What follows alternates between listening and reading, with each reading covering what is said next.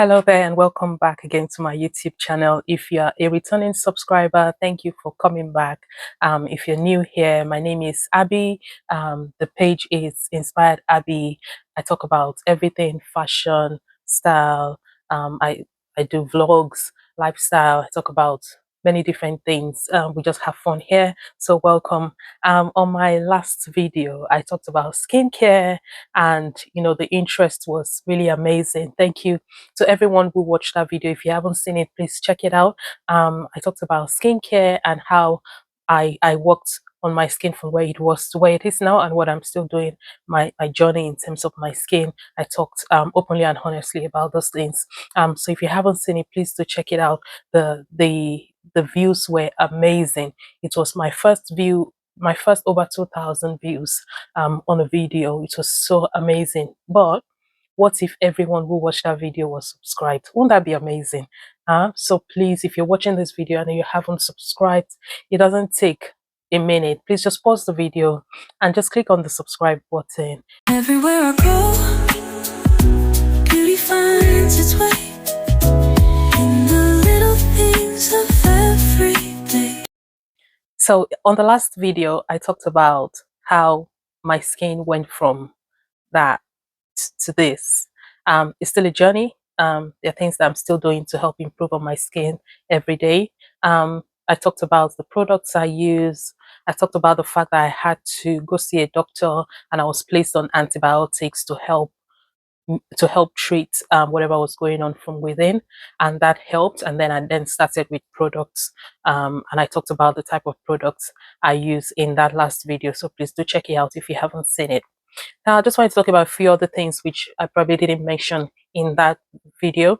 So, like I said, that I had to go see a doctor, and I was placed on medication to help treat the acne from within.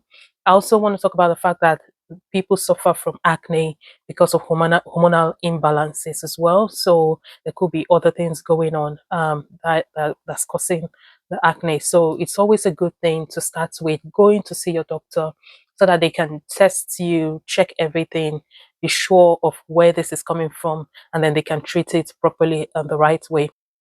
There are people who have hormonal imbalances, which affects so many other things like their period and also other things, their mood and all of that.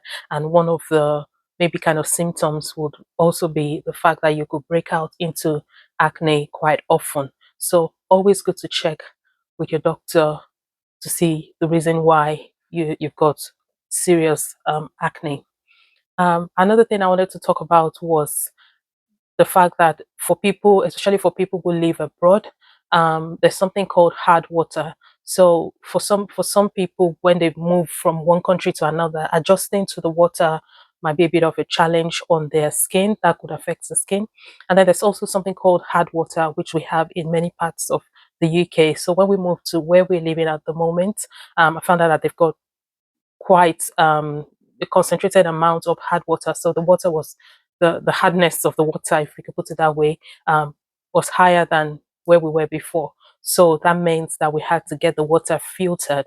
So we had to get the water filter system.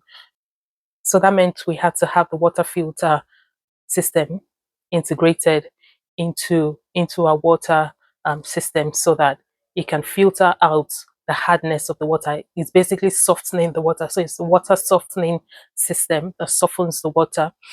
It's a bit pricey to install it, but once you've installed it, it's there for life. All you just have to do is to get something called a water salt that helps with softening that water. So always check if you've got hard water. If you are living in a hard water area, there will be much information online about what type of water you have in your area, or maybe you can contact your water supplier.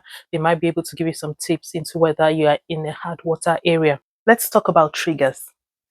Are there things that when you eat them, it triggers your acne? Then stay away from those things. For me, when I eat nuts, I tend to break out. So I try my best to stay away from nuts. I get nutty sometimes, but I do try my best to stay away from nuts. So if you know you break out when you eat nuts, please just stay away from nuts and things that contain nuts.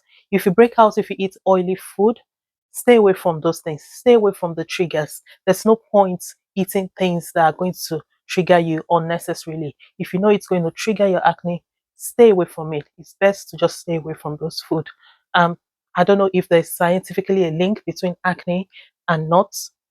Maybe scientists might say there isn't, but the fact is there are people who actually break out for real when they eat nuts. So if you know you're one of those, just stay away from nuts. I also want to address the category of people who are hairy. That could also be a result of hormonal imbalance.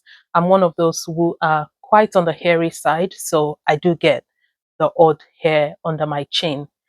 If you don't take good care of those, it could turn into bumps, and that could make the face look quite dry and scaly, and you wouldn't like how it looks. It could make your acne worse as well. So if you're the hairy type, take care of how you make sure you're taking out the hair often, and also be careful of the method in which you use to do that. So waxing and razor are the easy, simple, affordable ways to take out the hair. If you can afford it, you can do laser hair removal. I've done laser hair removal a few times. It's something that you need to top up every couple of years, but it lasts a few years once you've done it. So laser hair removal it's pricey, but it's very good once you get it done. You can go without another one for a year or 2 years, and then you might need to go back and get it done again. Laser hair removal is a method where they use laser to kind of remove your hair from the roots. So it takes out the hair from the roots, and it's good for the chin. It's a way to clear the hair and make sure that it doesn't start growing back quickly again. So do check that out. Consider laser hair removal. But if that is not an option, a razor, a clean razor, new clean razor, you can use that to take out hair, and also you can wax to take out the hair. Be careful not to use the hair removal cream, the harsh hair removal cream that you will use on other parts of your body for your face. It's too harsh for the face, so do not put that anywhere near your face. Waxing is good, razor or laser hair removal. Let's talk about how often you need to wash your face. So wash your face in the morning when you take your shower, and when you've gone out and all sorts of things have been on your face, like dust and everything else has landed on your face throughout the day, make sure you wash your face before you go to bed. So wash your face and then put on a night cream before you go to bed. This is the night cream that I use at the moment. It's the Nivea Luminous Anti-Dark Spot Night Cream. You don't have to use this one. I've used other types of night cream. I've used Boots. I've used number 7. The number 7 night cream is good.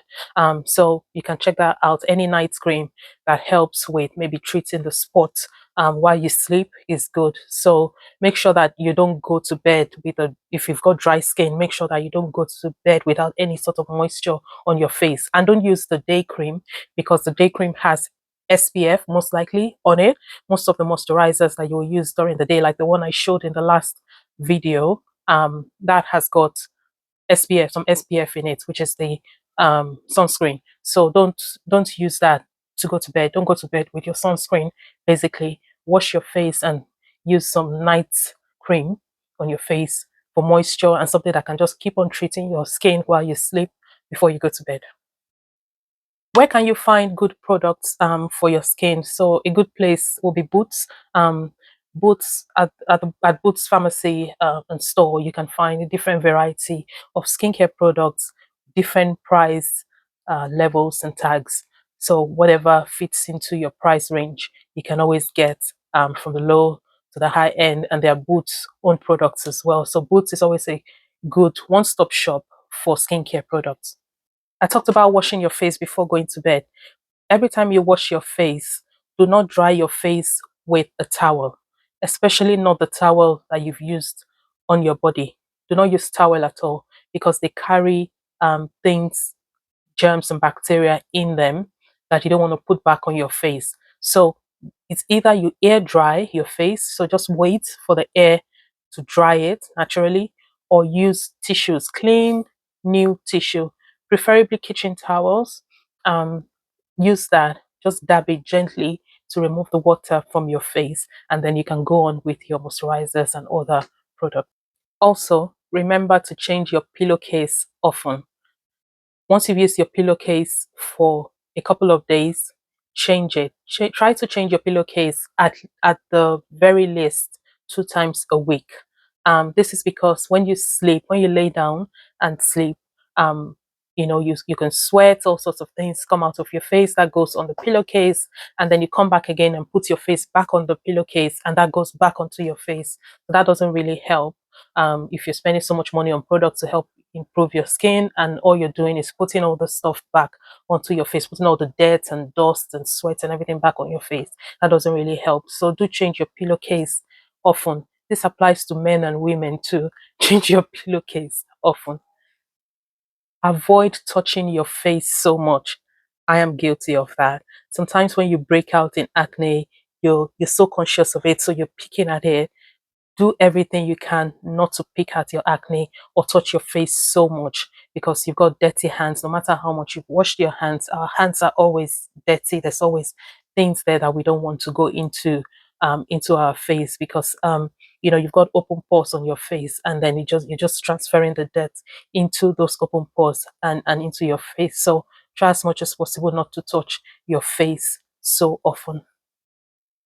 Finally, don't clog your face with so much makeup. I know, because a lot of people might not feel confident about their face. Even if they're stepping out to the shop, they put makeup on.